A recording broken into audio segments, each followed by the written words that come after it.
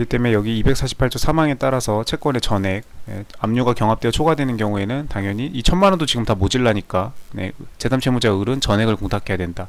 그래 1000만원을 공탁해야 된다. 맞는 겁니다. 그래서 니은, 리을, 나라 3번이 맞네요.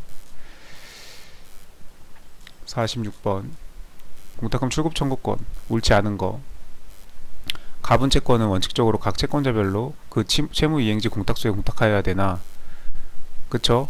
뭐 채권자별로 채무이행지 공탁소에 공탁하여야 되나? 공탁 원인과 공탁소가 동일한 경우에는 한 건의 공탁으로 할 수 있고, 이 경우에는 각 채권자가 자기 지분만을 출급 청구할 수 있다. 그쵸? 자기 지분만 출급 청구해야죠. 이거는 이제 그 상속의 경우에 상속인들이 이제 여럿 있는 경우, 또는 어떤 불법 행위를 했을 때 그거에 대한 피해자가 예를 들면 여러 명이다. 예를 들면 뭐 버스 기사가 운전을 잘못해가지고 음주운전을 해가지고 사고를 내는 바람에 버스에 타고 있던 여러 명의 승객들이 버스에서 굴르면서 사고가 났다. 그러면 그 버스 기사는, 버스 회사는 그 승객들에게 당연히 그 피해 보상을 해야 되겠죠. 손해배상을 할 것인데, 이때 이렇게 여러 명의 피해자가 발생하면 그 피해자별로 이렇게 할 텐데, 다 그 피해자들 주소지에다가 할 텐데, 이렇게 같은 관할이고 이렇게 되면은 이렇게 해서 채권자별로 금액을 다 하고 이렇게 해서 다 기재를 하면 된다. 그리고 이제 그러면 이제 그 피해자들은, 그 상속인들은 그 자기 지분에 자기 거기에 해당하는 것만큼만 당연히 할 수 있겠죠. 남의 거는 건드릴 수 없죠. 다른 상속인들 거, 다른 피해자들 거는 건드릴 수 없겠죠. 당연한 내용이고, 채무자가 확정 판결에 따라서 갑과 을을 피공탁자로 각 2분의 1씩 해가지고 판결에서 지급을 명한 금액을 변제 공탁한 경우에 피공탁자로 기재되어 있는 갑과 을, 형식적으로 기재된 갑과 을만 이거 출급할 수가 있죠. 각자 위 공탁금의 2분의 1에 해당하는 금액 공탁금을 출급 청구할 수 있을 뿐만 아니라, 이게 좀 뭔가 세하죠. 2분의 1의 지분에 해당하는 거를 출급 청구할 수 있는 건 맞아요. 2분의 1씩 했으니까 본인 지분권을 당연히 찾아갈 수 있죠. 근데 각자의 지분을 초과하는 지분에 대하여는 상대방을 상대로 출급 청구권의 확인을 청구할 수 없죠. 이런 게 청구할 수도 없고 이런 게 의미가 없죠. 공탁서상에 피공탁자가 2분의 1씩으로 기재가 되어 있으면 무조건 2분의 1밖에 못 가져가요. 실질적인 지분에 어떤 차이가 있는 거는 그건 니네 둘이 알아서 싸우고, 일단은 공탁과는 공탁서에 기재된 대로, 형식적으로 기재된 대로 집행할 수밖에 없다. 2분의 1씩으로 되어 있으면은 무조건 2분의 1씩만 찾아가라.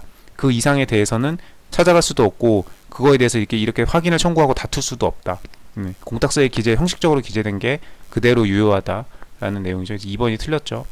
뭐 굉장히 공탁의 가장 그 기본적인 메커니즘을 얘기하고 있는 거죠. 뭐 안 가져왔네요. 2번은 당연히 저기에 대한 공탁의 기본 메커니즘입니다. 그 다음 3번 공탁금 출급 청구권에 대한 압류 및 전부 명령이 국가에 송달된 후 국가를 제3채무자로 해서 국가에 저기하는 공탁관을 제3채무자로 해서 국가에 송달된 후 그 전부 명령이 확정되기 전에, 전부 명령은 확정되어야 효력을 발생한다고 했어요. 다른 압류 명령 등이 국가에 송달되었더라도 선행의 전부 명령이 실효되지 않는 한 나중에 확정이 되면 제3채무자에게 송달된 당시로 소급하여 전부 명령의 효력이 발생하기 때문에 압류의 경합은 생기지 않는 것이죠. 차후에 그 전부 명령이 확정되면 제3채무자에게 송달된 당시로 소급해서 효력이 발생한다는 것. 민사집행법에서도 지역계 나오고 공탁법에서까지 나오죠. 전부 채권자는 피공탁자의 특정 승계인으로서 출급 청구를 할 수 있다. 당연히 전부 명령 효력이 유효하니까. 그래서 229조 7항, 229조, 227조 이거 민사집행법에서 가장 중요한 탑5 조문들이죠. 전부 명령은 확정되어야 효력을 가진다. 그 다음에 전부 명령이 확정이 되면 제3채무자에게 송달된 때에 소급해서 채무자가 변제한 것으로 본다. 효력이 발생한다는 거죠. 전부 명령은 채권 양도와 같이 채권이 아예 전부 이전되는 거니까, 채권의 귀속 주체가 소유주가 바뀌는 거니까. 229조 231조 이거는 거의 뭐 외워야 하는 조문이고 뭐 외워지는 조문이죠. 하도 반복해서 보게 되니까. 3번 이 내용이고, 조합재산을 수용하고 있는 보상금을, 조합재산은 합유의 형태라고 그랬어요. 그 보상금을 공탁하면서 합유자인 조합원 전체를 피공탁자로 한 경우에 조합원의 지분을 특정하였더라도 보상금은 조합원 전체 합유이기 때문에, 합유는 다 같이 움직여야 되죠. 공유처럼 지분이 있는 게 아니에요. 그렇기 때문에 개별적인 그런 행동은 허가하지 않는다. 조합은 다 같이 움직여야 된다. 도원 결의 같은 느낌이죠. 한날 한시에 죽고 뭐 그런 느낌이죠. 위 공탁금을 출급 청구함에 있어서는 조합원 전원이 청구해야 된다. 뭐 각자 지분만 이런 개념 없어요. 그건 공유일 때고, 공유일 때 각자 지분만에 대해서 뭘 어떻게 하든지 하는 거고, 조합이다. 네, 조합은 합유는 무조건 다 같이. 4번 맞는 거고. 수용 대상 토지의 소유권 등기 말소 청구권을 피보전 권리로 한 처분금지 가처분 등기가 되어 있어 사업 시행자가 피공탁자를 가처분 채권자 또는 이렇게 하는 상대적 불확지 공탁을 한 경우에 가처분 채권자가 토지 소유자를 상대로 제기한 소유권 이전 등기 말소 청구의 소유에서 배석을 받았다면 토지 소유자는 그 확정 판결을 출급 청구 증명서문하여 공탁금을 출급 청구할 수 있다. 이거는 이걸 좀 구분해야죠. 이제 그 피보전 권리를 해서 처분금지 가처분을 하는데 이거에 대한 피보전 권리가 소유권 말소 청구권이냐 이전 청구권이냐, 이렇게 해서 말소 청구권은 이거는 그 소유권의 그 존재 자체를 다투는 물권적 분쟁이기 때문에 이때는 그 상대적 불확지 공탁이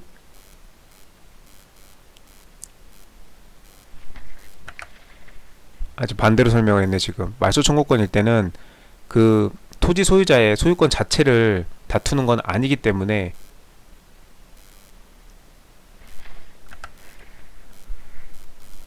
지금도 헷갈려요. 말소 청구권인 경우에는 그 토지 소유자의 소유권 자체를 다투는 거기 때문에 이때는 물권적 분쟁에 해당을 하고, 그렇기 때문에 이때는 그 상대적 불확지 공탁을 피보험자를 알 수 없다는 이유로 상대적 불확지 공탁이 가능한데, 이전 등기 청구권을 피보전 권리로 하는 처분 금지 가처분의 경우에는 이 말소 청구권과는 달리 이거는 그 토지 소유자의 소유권 자체를 부정하는 것은 아니기 때문에, 그래서 토지 소유권을 토지 소유자를 상대로 해가지고 피공탁자로 해가지고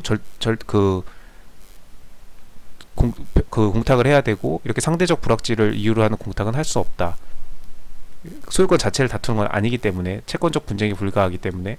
그래서 가처분 채권자를 피공탁자로 할 수 없다. 토지 소유자만을 피공탁자로 해가지고는 해야 되고, 공탁을 해야 되고, 이 경우에는 가처분 채권자가 토지 소유자의 소유권 귀속 자체를 다투는 물권적 분쟁이기 때문에 이때 말소 청구권인 경우에는 이때는 토지 소유자와 가처분 채권자 이 둘을 피공탁자로 해가지고 상대적 불확지 공탁을 할 수 있고, 그래서 상대적 불확지를 할 수 있다 없다 이렇게 갈라지기 때문에 이 말소 청구권과 이전 청구권은 구분을 해야 됩니다.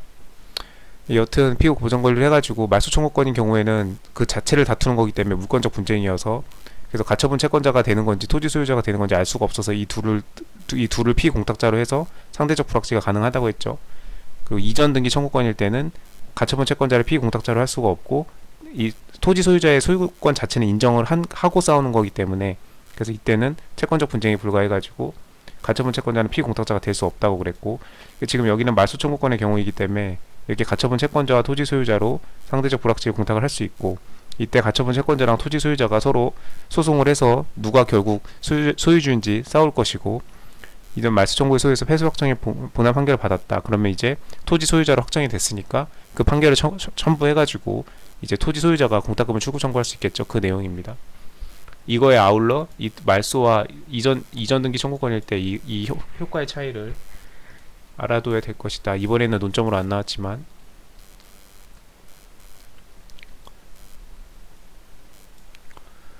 47번 사유신고. 옳지 않은 거. 재판상 담보공탁의 경우에 공탁자의 채권자 등이 공탁자의 공탁금 회수 청구권에 대하여 일반 강제집행 절차에 따라 한 압류가 경합된 경우에 소멸을 증명하는 서면이 제출되면 먼저 송달된 압류명령의 집행법원에 사유신고를 한다. 그쵸? 같은 압류명령끼리는 먼저 송달된 압류명령의 기준으로 신고하면 되고, 압류하고 가압류가 결합된 경우에는 압류를 기준으로 하기 때문에 이때는 먼저 송달된 데다가 하는 게 아니고 그냥 압류 명령을 발령한 집행법원에다가 신고를 해야겠죠. 근데 같은 압류끼리 경합을 하면 그때는 먼저 송달된 데다가 하고, 그래서 압류가 기준이라는 거 1번 맞는 거고, 공탁된 토지 수용 보상금에 대해 물상 대의에 의한 여러 개의 채권 압류 추심 명령이 공탁관에게 송달된 경우에 공탁관은 그 압류 추심 채권 사이의 우열에 대한 판단이 곤란하므로 사유신고하면 되죠. 그쵸? 공탁관은 그냥 사유신고하면 됩니다. 이런 거에 대한 실체적인 판단은 법원, 집행법원의 판사가 해야죠. 네. 맞는 거고, 복수의 가압류가 있고 집행채권에게 총액이 피압류 채권 총액을 초과하더라도 사유신고의 대상이 아니다. 그쵸? 복수의 가압류예요. 예, 가압류끼리만 있는 경우에는 설령 이렇게 총액을 초과한다고 하더라도, 예, 피압류 채권에게 아까 그 표 문제 나왔었죠. 피압류 채권액을 초과한다고 하더라도 원래는 피압류 채권을 초과하게 되면은